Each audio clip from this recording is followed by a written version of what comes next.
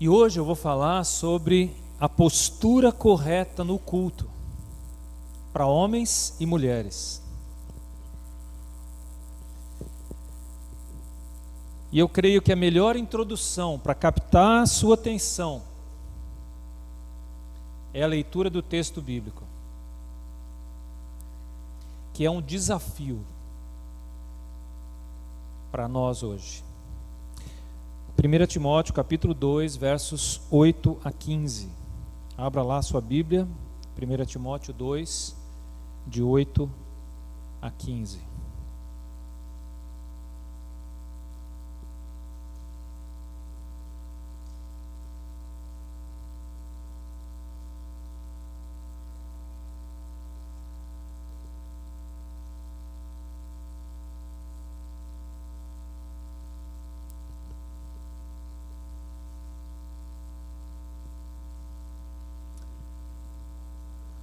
Ok, se alguém não encontrou aí, pede ajuda.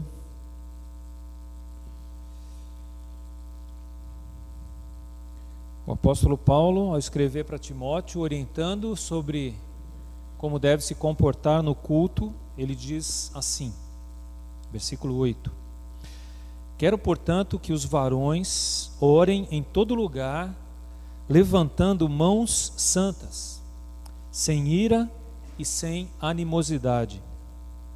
Da mesma sorte que as mulheres, em traje decente, se ataviem com modéstia e bom senso, não com cabeleira frisada e com ouro ou pérolas, ou vestuário dispendioso, porém com boas obras, como é próprio às mulheres que professam ser piedosas.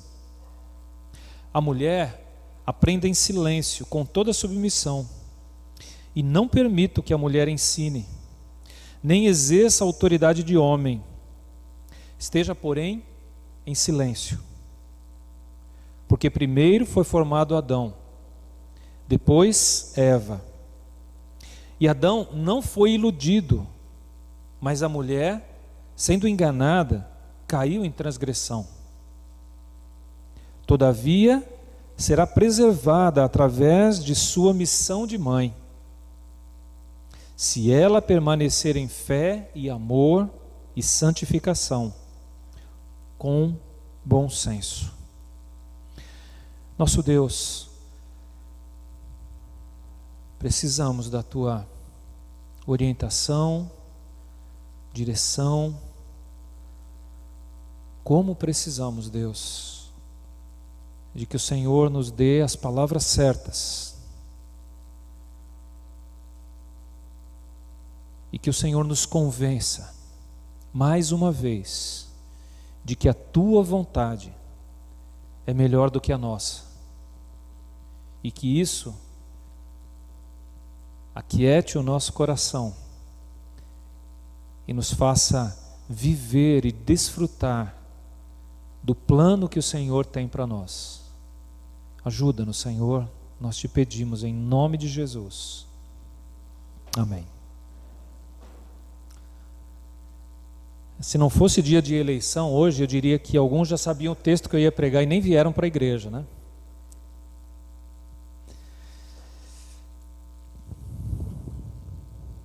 A postura no culto para homens e mulheres. Esse é o assunto da nossa meditação de hoje.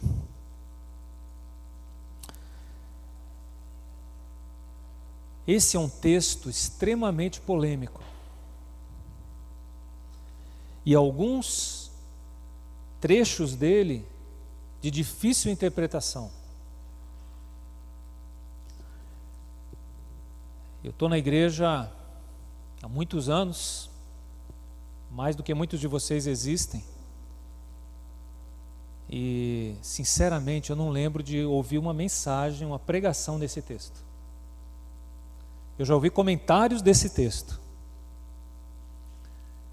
mas a única pregação que eu ouvi foi a minha mesmo, que eu preguei no Dia das Mães desse texto. Quase me suicidei, né? Suicidei o meu ministério. E o meu medo é fazer isso hoje aqui.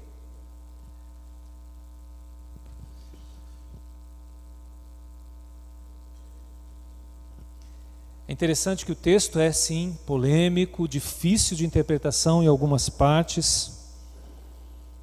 Por isso eu quero falar desse assunto com humildade, sem afirmações taxativas por um lado, mas não fugindo à verdade clara, expressa aqui. O texto fala da postura e do papel de homens e mulheres no culto. A ênfase é esta. Postura e o papel de homens e mulheres no culto. Como Paulo começou, nós vamos começar pelos homens. Verso 8 é a orientação para os homens. E eu diria 3 palavras aqui que caracterizam essa orientação: dependência, pureza e mansidão. Dependência, pureza e mansidão. Por que dependência? Porque oração é colocar-se na dependência de Deus. Quando eu não oro, é sinal de que eu não dependo de Deus, eu dependo de mim mesmo, das minhas forças, ou de outras pessoas, ou de outros recursos, ou de outras fontes. Mas quando eu oro, aí eu reconheço que eu preciso de Deus. Eu me sujeito a Ele, eu me coloco como alguém que depende dEle. Esse texto começa de uma forma educada, mas firme. Quando ele diz, quero, portanto, e era prática comum nas sinagogas judaicas da época de Paulo. E se você conhece um pouquinho do livro de Atos, dos Apóstolos, que deu início à campanha missionária da igreja, e especificamente de Paulo, você vai lembrar que, normalmente, quando Paulo chegava numa cidade, o primeiro lugar que ele ia pregar, por causa da identificação com a cultura, com os costumes, com as verdades de Deus, era a sinagoga judaica. O que eram sinagogas? Eram centros de cultura e religião judaica, espalhados por muitos lugares. Então, na maioria das cidades em que Paulo chegava para pregar, ele ia diretamente para a sinagoga, onde haviam judeus, onde ele se identificava e onde provavelmente ele teria oportunidade de ensinar algo do Velho Testamento, mas apontando para Jesus.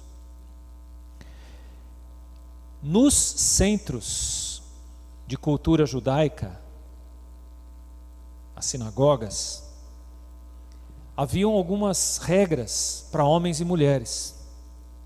E dentre essas regras estava que os homens falavam, não as mulheres. Os únicos que podiam falar, ter a palavra, eram os homens. Parece que essa ideia estava mudando em Éfeso. Éfeso era o lugar onde Timóteo estava. Paulo havia deixado ele lá para organizar algumas coisas na igreja, para escolher lideranças, para uma série de atividades, inclusive ordenar o culto, ou criar uma ordem, uma organização para o culto. Por isso vem essa orientação aqui. E pelo que a gente vê aqui, a ideia de que não eram só os homens que participavam do culto, mas as mulheres também. Por isso ele fala de maneira tão enfática sobre isso. E o mesmo acontecer em Corinto. Na carta que Paulo escreve aos Coríntios, no capítulo 11, por exemplo, quando Paulo fala sobre o uso do véu, ele deixa claro ali que o véu era uma maneira de limitar a participação das mulheres. E depois, mais adiante, na mesma carta, na primeira carta aos Coríntios, no capítulo 14, ao falar sobre os dons espirituais, sobre a profecia, como ela deveria ser usada na igreja, ele falou: as mulheres não devem falar. Então parece que já havia na igreja cristã uma participação maior das mulheres. Mas também parece que havia alguns problemas por causa disso. Ele não especifica quais eram os problemas aqui. E nem nas outras cartas. Mas mais adiante, quando eu falar sobre as mulheres, eu vou tocar num assunto que ele mexe aí embaixo. Agora, voltando para a questão dos homens. A ênfase do texto é para que os homens tomem iniciativa. Em contraste com as mulheres. Talvez por comodismo, por desconhecimento, por preguiça até. Os homens deixaram as mulheres fazerem o trabalho que deveria ser deles. Fazer a maioria do serviço da igreja. Se você não concorda comigo em relação a essa afirmação, você observou na hora que eu falei assim, agora as crianças podem sair com suas professoras. As mulheres estão lá trabalhando e ensinando as crianças. Não temos homens lá. Tem alguém? Vai que tem um lá, eu queimei o filme de um aí. Né? Não, estão as mulheres lá. Quantos homens dão aula na escola dominical e quantas mulheres dão aula na escola dominical? Faça as contas. Você vai ver que há uma predominância das mulheres. Nos pequenos grupos, quem mais dá os estudos? Normalmente são as mulheres que assumem a responsabilidade de ensinar, além dos líderes. Se eu passar para outras coisas como discipulado, reuniões de liderança, o trabalho em Santo André, pode fazer as contas. A predominância, de novo, é das mulheres. Se nós pensarmos num contexto bem maior que a igreja local aqui, se nós pensarmos na questão missionária, veja quantos homens estão lá e quantas mulheres estão lá. Você vai se surpreender. Há muito mais mulheres no campo missionário do que homens. Há mulheres solteiras em uma profusão muito maior do que de homens. Há uma quantidade pequena de homens solteiros no campo missionário.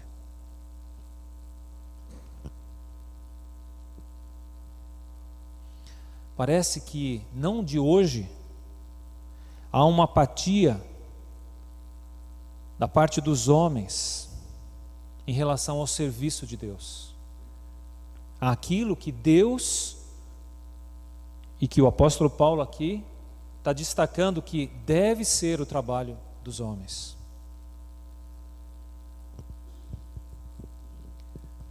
Por isso, homens, adultos, jovens, adolescentes,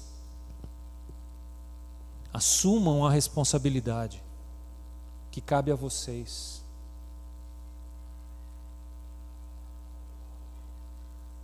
A responsabilidade de liderar, a responsabilidade de orar, a responsabilidade de pregar, de ensinar. Esse é um dever de que Deus nos encarregou. As mulheres, graças a Deus, nos ajudam e nos cobrem quando nós não fazemos. E por causa dela nós estamos aqui provavelmente. Por causa de muitas mulheres que assumiram funções que deveriam ter sido assumidas por homens. Mas os homens se esconderam atrás das mulheres que fazem. E eu vou dizer para você que o erro é delas. E Deus vai dizer que o erro é delas.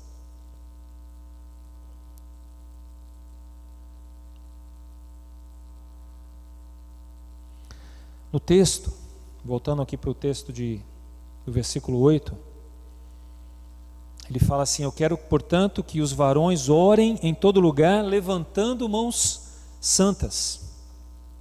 Levantando mãos santas. O que menos importa aqui é o levantar de mãos. Talvez o que chame a sua atenção, mas não é a ênfase do texto. O que importa é que as mãos sejam santas. Isto é, sem pecado. Na oração, devemos nos dirigir a Deus não de mãos erguidas, porque a Bíblia está mandando, mas devemos nos dirigir a Deus de mãos limpas, sem pecado, sem a contaminação do mal, sem as motivações erradas. E como ele continua dizendo aí, sem ira e sem animosidade. Se há pecado, eu tenho que lembrar, quando confessamos o nosso pecado, Ele é fiel e justo para nos perdoar o pecado e nos purificar de toda a injustiça. Então, a minha oração deve começar com confissão sempre.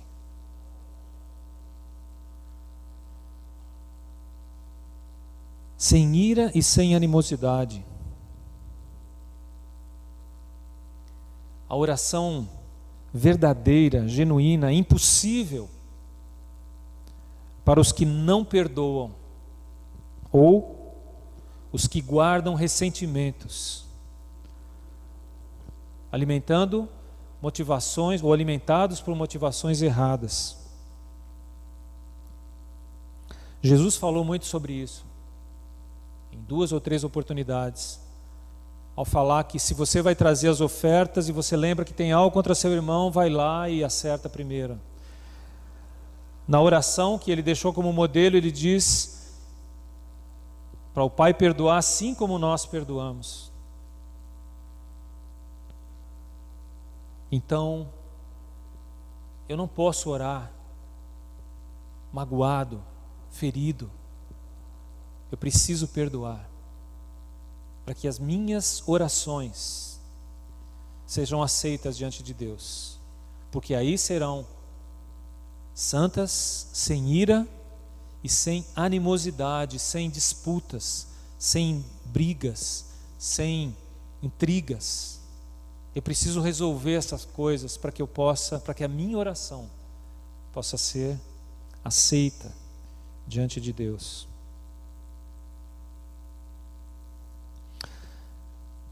Antes de passar às mulheres no texto, eu achei muito interessante a sugestão de um livro de estudos feito a partir de uma publicação do John Stott.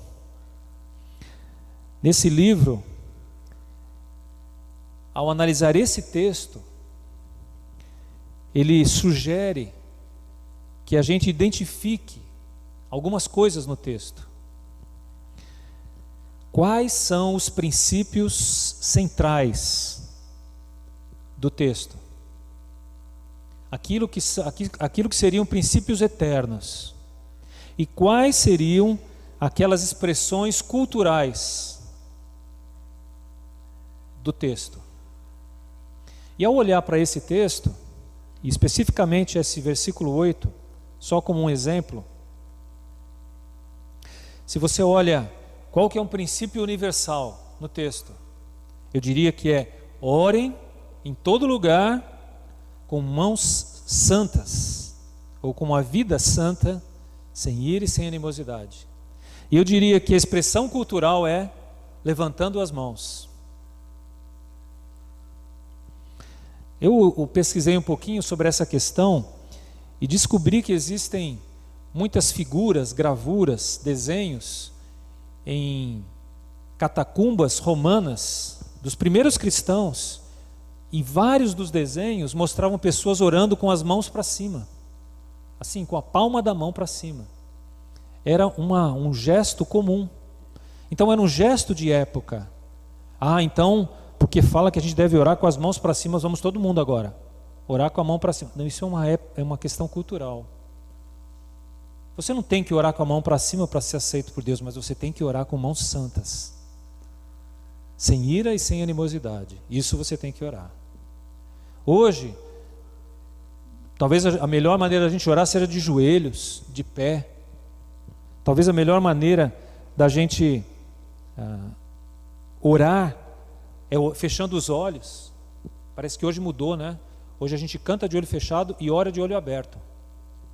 Está mudando alguns questão cultural, né? Nada de errado, não tem problema. Você quer orar de olho aberto? Ore. Quer orar de olho fechado? Ore. Quer orar de joelhos?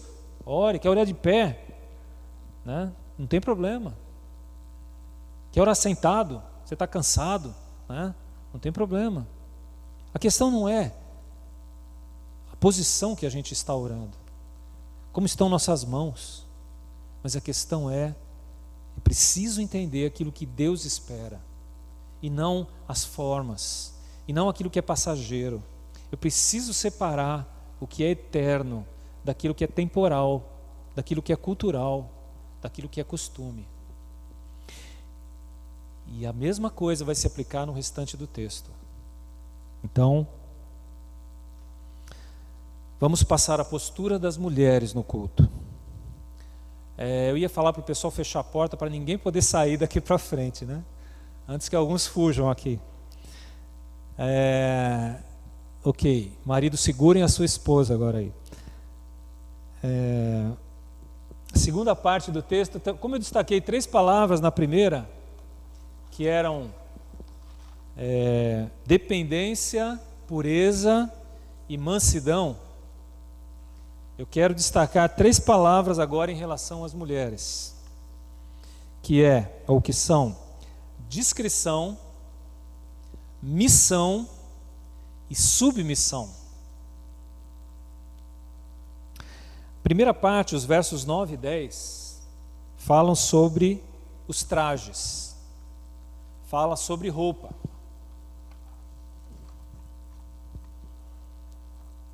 No culto público. Isto é, todas as vezes que eles estavam reunidos lá para adorar a Deus, para proclamar as verdades de Deus, algumas coisas deveriam acontecer e outras não deveriam acontecer. E a primeira coisa que ele diz que não deve acontecer não deve ser a aparência que chama atenção.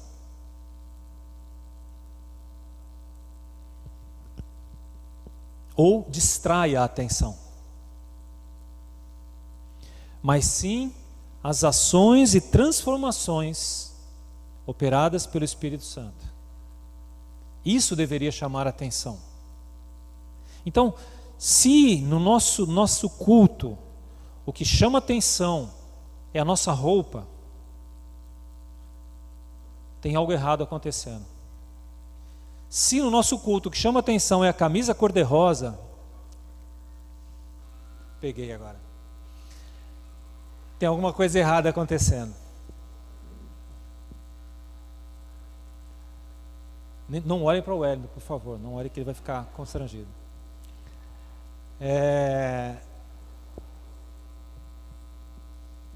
Mas o que ele estava dizendo quando você se apresenta no culto, se você vem com aquela roupa trabalhada, você fez aquele penteado assim, você vem com mechas de não sei o que, vem com não sei o que lá, e papapá, porque se eu for falar eu vou começar a condenar todo mundo aqui, né? Melhor eu falar menos hoje. O Senhor me ajuda.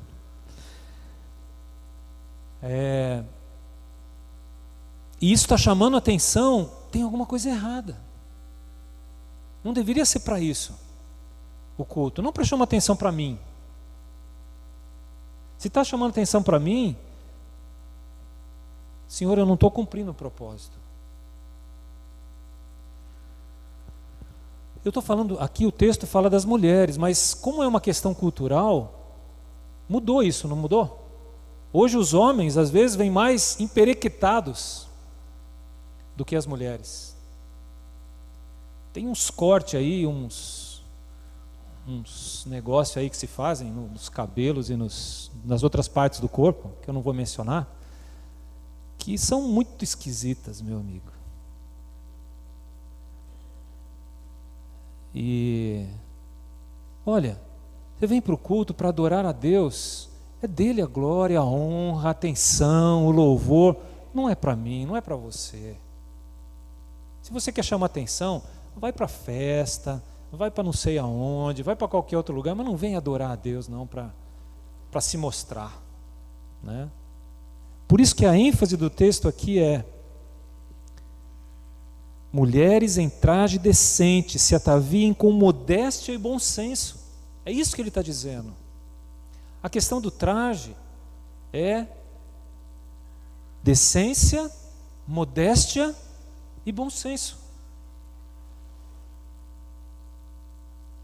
Eu diria que, resumindo isso, é simplicidade. Mas eu gosto de especificar essas questões. Decência, a gente está vivendo num mundo em que os trajes são cada vez mais sensuais, provocativos. E o filho de Deus, a filha de Deus, não deve entrar nessa. Não chame a atenção dos seus irmãos para o seu corpo. Não precisa se esconder com uma burca também, né? Daqui a pouquinho vai começar a vir umas mulheres aí que a gente não sabe nem ou quem é. Né? Não é isso que eu estou dizendo, não. Chegaram ao extremo, né? No Oriente cultural, uma maneira de tirar, não te chamar a atenção, então cobre tudo, não pode mostrar nem o pé, né? Isso não é isso que a gente está falando aqui. Por isso Paulo fala de bom senso. Termos decência, modéstia e bom senso. Lógico que existe lugar e lugar. Tem trajes que você vai usar num determinado ambiente que você não deve usar em outro ambiente. Isso é uma questão de bom senso. Saber se adequar. E a gente não tem as regras aqui, olha, aqui na igreja, o comprimento da saia, o comprimento da língua, o comprimento do cabelo, ou o comprimento do brinco, ou o comprimento do sei lá o quê. Não é isso que a gente quer falar aqui. Por isso, o texto nos dá princípios. Então o texto está falando que não pode usar frisado de cabelo com adereços de ouro ou pérola.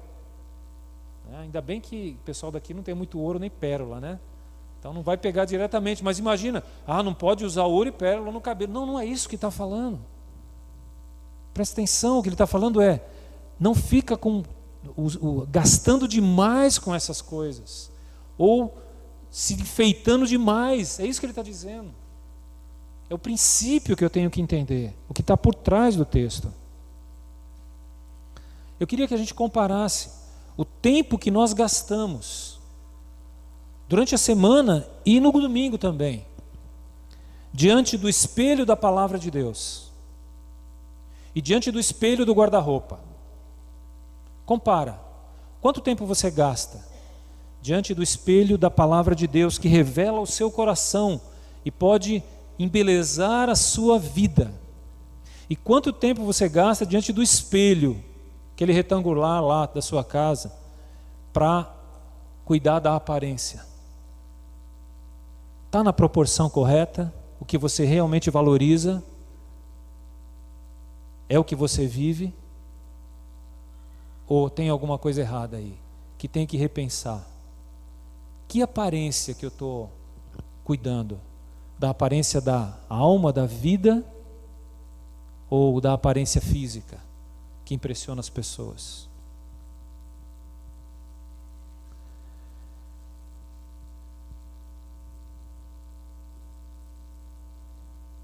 Talvez uma coisa boa para fazer, quando você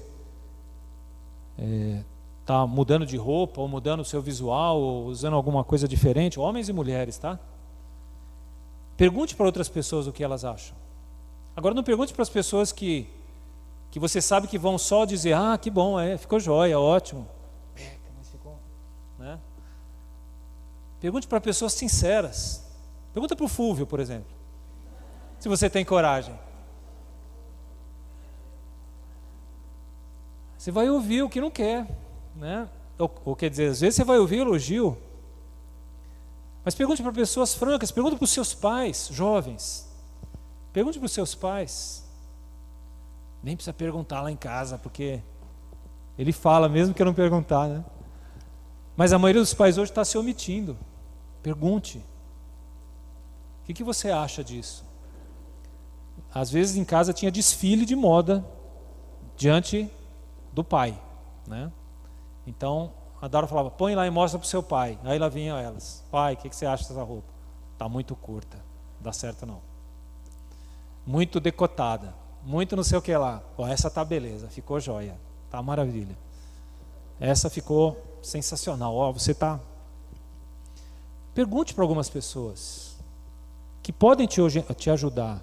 Pergunta para os seus discipuladores, para o seu líder de grupo, né? Pessoas que você sabe que gostam de você e que vão te dizer a verdade, que vão te ajudar a fazer uma avaliação correta. Eu não estou falando aqui para sermos escravizados, eu tenho que perguntar para não sei quem, pastor mandou. Não estou mandando nada, eu estou te orientando, eu estou te ajudando, para que você aprenda a ter esse equilíbrio, para que você tenha um traje decente, um traje modesto, um traje onde o bom senso prevaleça. Como nós cantamos, eu sou livre por causa de Jesus, eu não sou escravo. Você não tem que fazer porque eu estou pregando aqui. E ninguém vai ficar na porta da igreja olhando e avaliando. Vai ter um ou outro que vai olhar mesmo, né? Sempre tem. Mas não é isso que a igreja faz aqui. A gente não fica medindo as pessoas pela roupa. Mas sem dúvida, se você vem adorar a Deus, não deixa que os seus trajes chamem mais atenção do que quem você é, do que o que Jesus está fazendo na sua vida. A gente compartilhou hoje na escola dominical aqui um pouquinho, olhando para pessoas que foram transformadas ou têm sido transformadas por Deus e que nos impressionam. E foram mencionados vários nomes aqui. Como é bom ouvir isso, né? Deus está transformando vidas entre nós. Isso é precioso. Se você perguntasse, quando você vem para a igreja, qual a pessoa que mais te chama atenção? Aí talvez seria diferente a resposta. Aí talvez ia pela aparência, ia pela roupa, ia pela postura, e não pelas transformações que o Espírito de Deus tem promovido na nossa vida. Você é livre. Mas lembre-se, respeite também a liberdade dos seus irmãos. Ame-os a ponto de se importar com ele quando você escolhe as suas roupas, os seus trajes, os seus penduricalhos também, para homens e mulheres.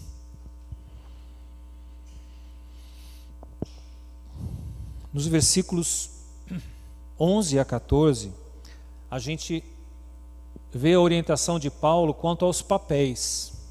Os papéis da mulher, ou o papel da mulher, ou a missão, ou a submissão, mais especificamente aqui, no caso. O papel da mulher, claramente no texto, não é liderar. Como eu disse, talvez eu perca metade da igreja a partir de hoje. Mas se a palavra de Deus diz, eu prego. A gente tem que pregar. A gente tem que ensinar. Porque nós não somos movidos pelos valores deste mundo. Nós somos movidos pelos valores expressos claramente na palavra de Deus. É evidente que eu tenho que tomar cuidado ao interpretá-la. E é isso que eu estou fazendo aqui. Com muito cuidado. Eu sei que eu estou pisando em ovos hoje aqui. E já quebrei alguns, talvez. Espero não quebrar mais. Como eu disse, a prática comum nas sinagogas judaicas era expressa no versículo 11. A mulher aprenda em silêncio, com toda a submissão. Com o passar do tempo, essa prática foi mudando.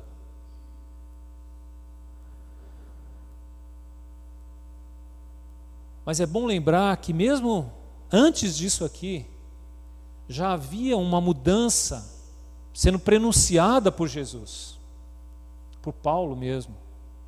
Porque Jesus tinha na sua equipe de ministério, não no grupo de apóstolos, mas na sua equipe de ministério, mulheres que o serviam, que estavam sempre com eles. E o texto é muito claro: mulheres que os serviam. Lucas capítulo 8, versículos 1 a 3.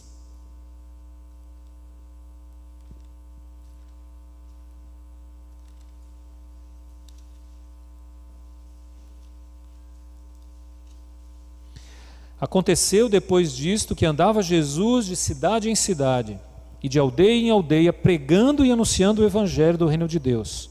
E os 12 iam com ele.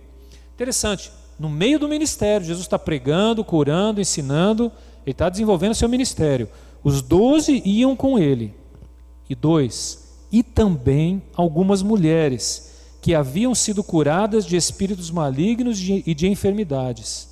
Maria, chamada Madalena, da qual saíram 7 demônios, e Joana, mulher de Cusa, procurador de Herodes, Susana e muitas outras, as quais lhe prestavam assistência com os seus bens. Então eram mulheres que compunham a equipe ministerial de Jesus, trabalhavam junto com ele e os apóstolos, os serviam com os seus bens, com as suas capacidades, com os seus recursos. Jesus tinha uma equipe onde homens e mulheres trabalhavam em parceria.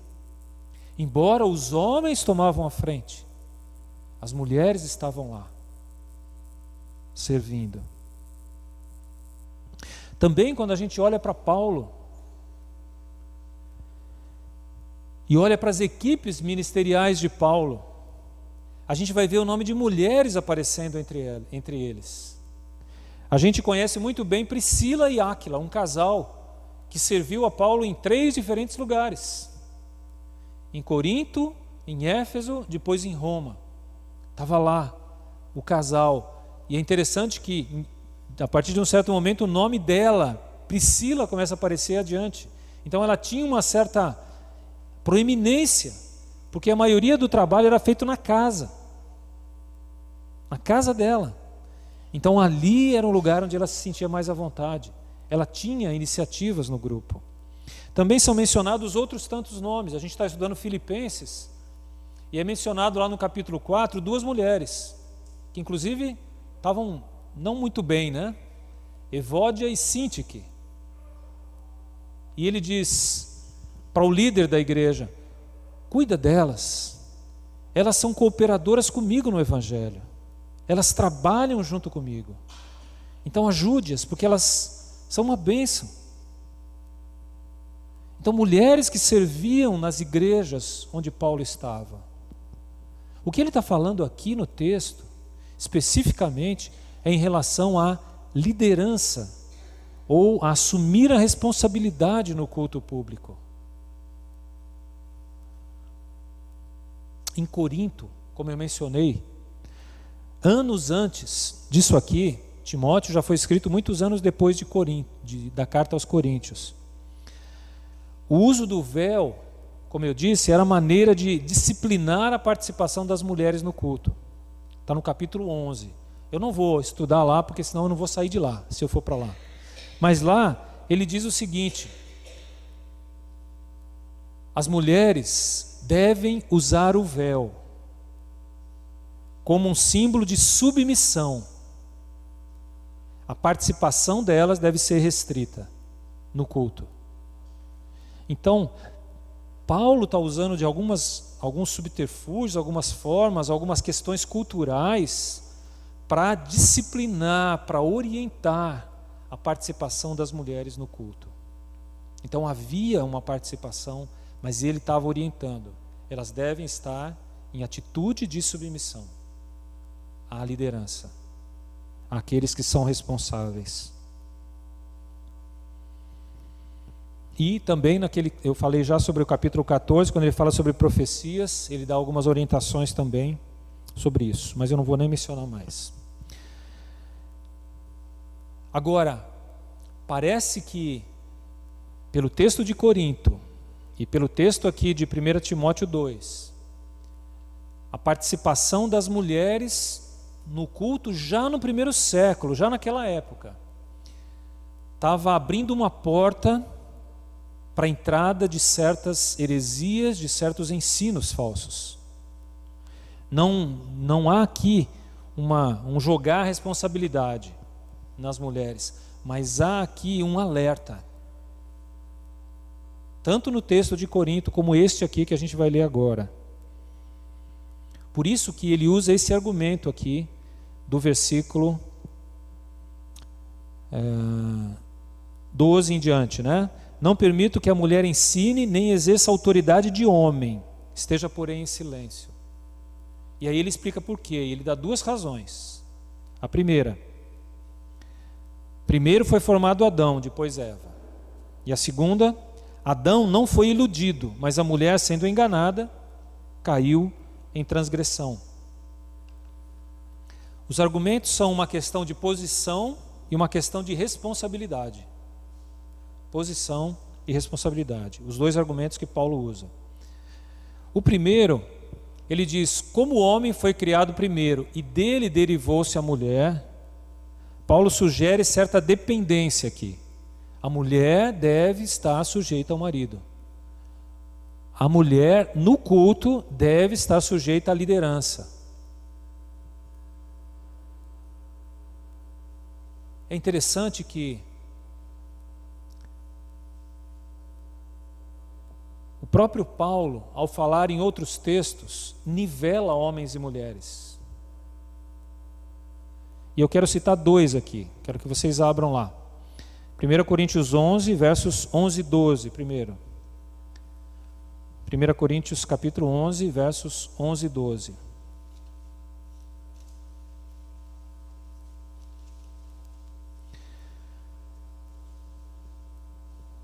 Ao falar sobre o uso do véu aqui. 11. No Senhor, todavia, nem a mulher é independente do homem, nem o homem é independente da mulher. Porque como provém a mulher do homem, assim também o homem é nascido da mulher, e tudo vem de Deus. Então, esse argumento que ele usa em Timóteo, é porque primeiro foi formado Adão, depois Eva. Aqui, ele fala, sim, é verdade, mas temos que lembrar agora que o homem vem da mulher. Da mesma forma como a mulher surgiu do homem, lá no Gênesis, agora o homem vem da mulher. E mais especificamente, Jesus veio da mulher, o Filho de Deus. E o outro texto, Gálatas capítulo 3, verso 28, esse mais conhecido.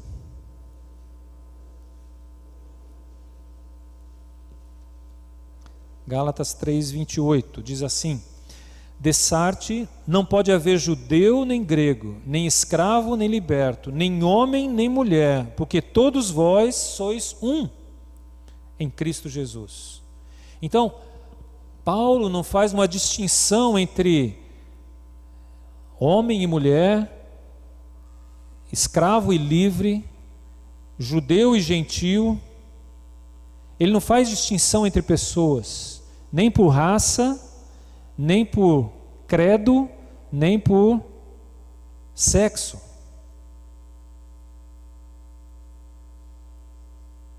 Não havia questão de este é mais importante ou aquele, ou este é melhor ou aquele é melhor.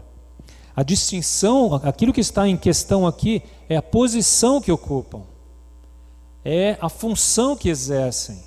E é isso que a gente precisa se ater ao texto. Daí vem o verso 14, voltando lá para 2 Timóteo, tá? Quer dizer, 1 Timóteo 2. Adão não foi iludido, mas a mulher, sendo enganada, caiu em transgressão. Talvez é aqui que eu vou apanhar hoje, né?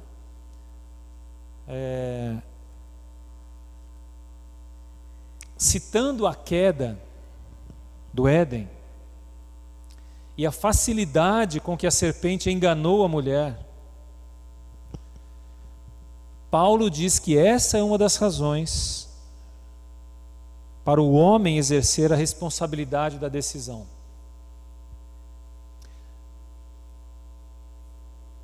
Eu não faço análises comportamentais, né? Não é minha praia, mas é interessante em geral, no meu pequeno círculo de convivência, com 3 mulheres dentro de casa, perceber que As mulheres em geral são muito mais levadas pela emoção do que os homens. É evidente que existem exceções, e eu estou generalizando aqui, né? Então não se sinta desconsiderado ou desconsiderada aí na história.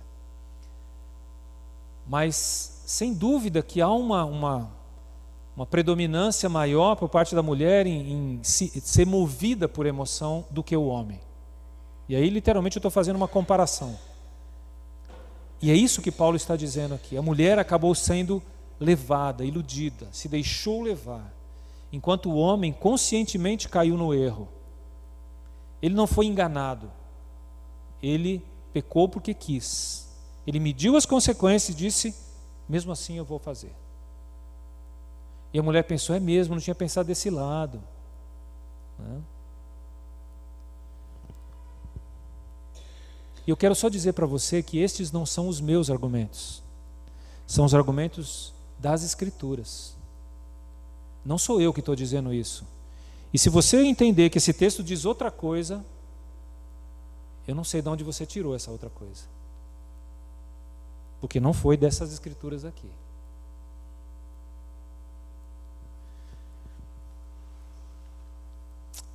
Se o texto terminasse aqui já seria difícil, mas ele tem mais um versículo ainda. Quanto à missão,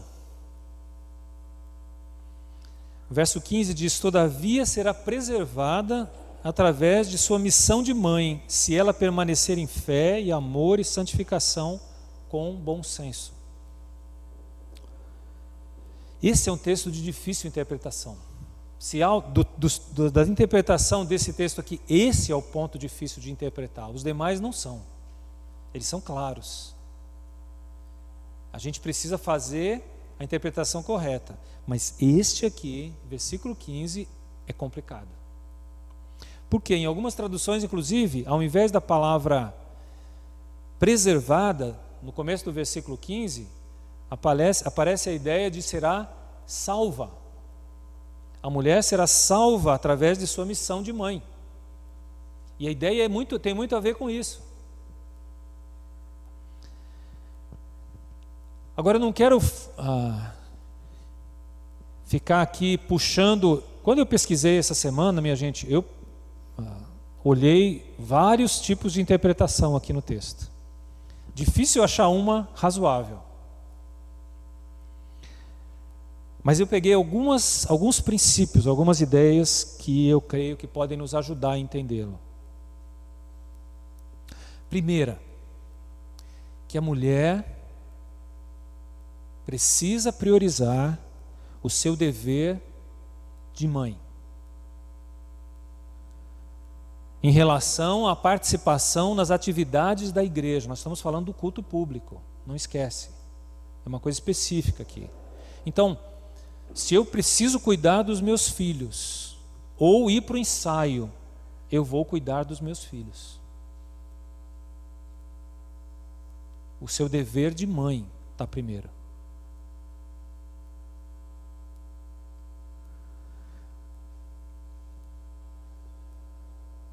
Quando esses princípios são aplicados da forma correta, eles nos darão um senso correto de harmonia como igreja. Nós não teremos briga por: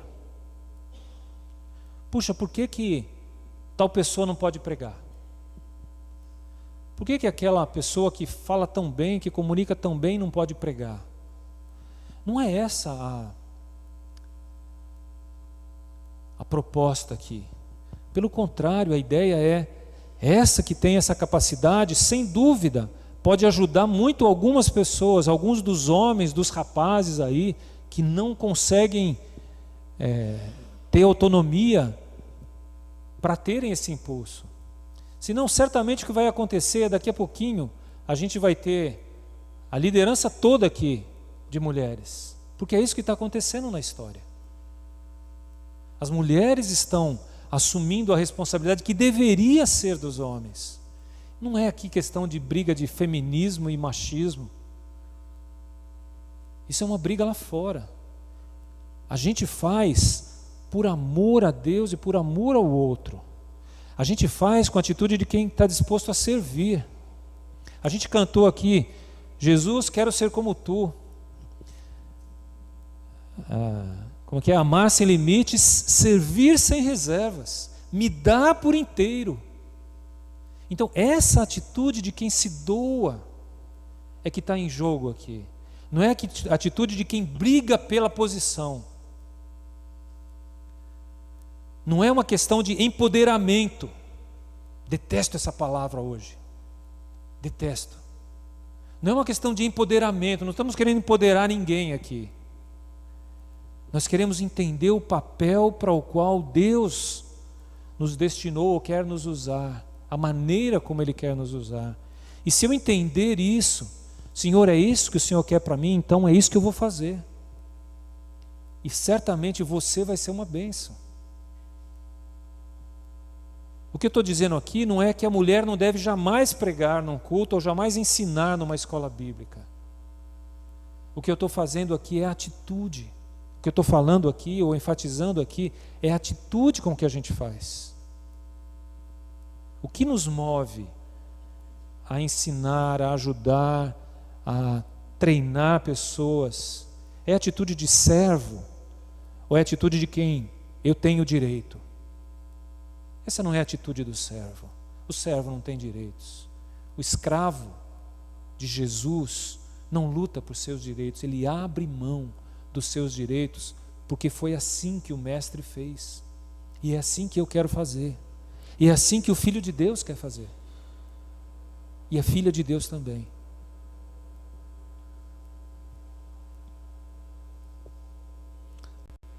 Conforme os papéis e as funções, a missão é claramente definida. Eu começo a me harmonizar com o corpo de Cristo, com a igreja. Começo a harmonizar o culto. Não temos aqui brigas por poder, por autoridade. Ao contrário, nós temos aqui a disposição de fazer com que o outro cresça. É essa a nossa motivação. Eu quero que você cresça, como João fez com Jesus. Quero que você cresça e eu diminua. É essa atitude que nós temos que ter como igreja. E não, esse lugar é meu. Isso me pertence. Essa não é a atitude que Jesus nos ensinou. Mas o texto, graças a Deus, não termina aí, nesse comecinho do 15. Ele continua dizendo, se ela permanecer em fé e amor e santificação com bom senso. A salvação da mulher, assim como dos homens, depende do seu estado espiritual. Sua fé em Cristo, sua sinceridade de amor para com a família de Deus, para com seus irmãos, sua santificação no casamento e fora dele, combinado com uma vida de bom senso e equilíbrio, vão fazer com que a igreja glorifique a Deus. O culto, como este aqui, glorifique a Deus e não pessoas.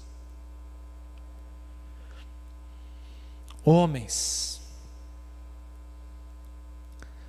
assumam sua responsabilidade no culto, como pregadores, como mestres no ensino, como evangelistas, como pastores.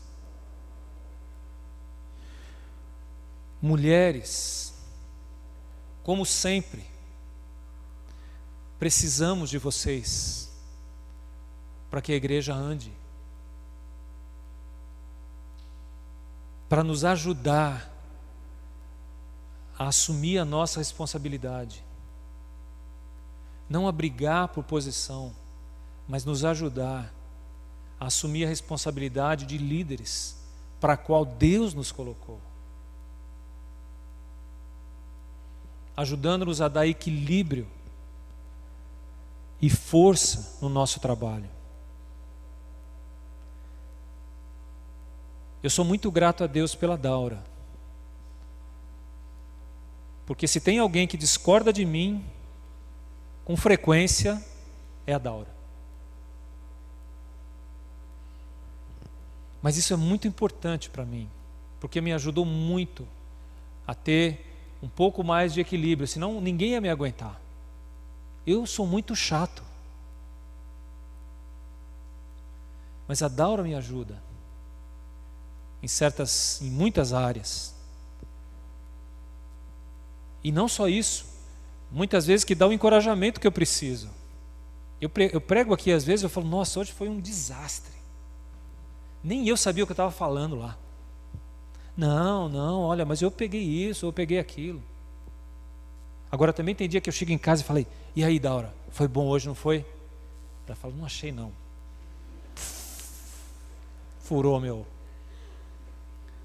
Furou todo o meu orgulho e arrogância. Mas a gente precisa disso. É essa parceria entre homens e mulheres na obra de Deus que é o seu propósito para nós como igreja. Papéis definidos e cooperação mútua. Cada um dentro da sua área. Há lugar para nós trabalharmos e nós glorificarmos a Deus como igreja do Senhor aqui. Vamos orar? Muito obrigado, Senhor, por tua palavra, que às vezes é difícil de entendermos e muito mais de vivermos, mas é bom saber que o Senhor é sábio o suficiente para nos deixar essas verdades escritas aqui de forma tão clara. Ajuda-nos, Deus, a sermos uma igreja que te glorifique. Não queremos ser uma igreja onde as pessoas se sintam bem. Não uma igreja onde as pessoas apenas se sintam atraídas por uma ou outra razão. Mas uma igreja onde as pessoas se sintam atraídas pelo teu amor, pela tua bondade, pela tua graça, onde se dispõem a servir, a fazer o que o Senhor quer e não o que nós queremos. Por isso nos ajuda, Deus, a ouvir palavras como essa, a nos calarmos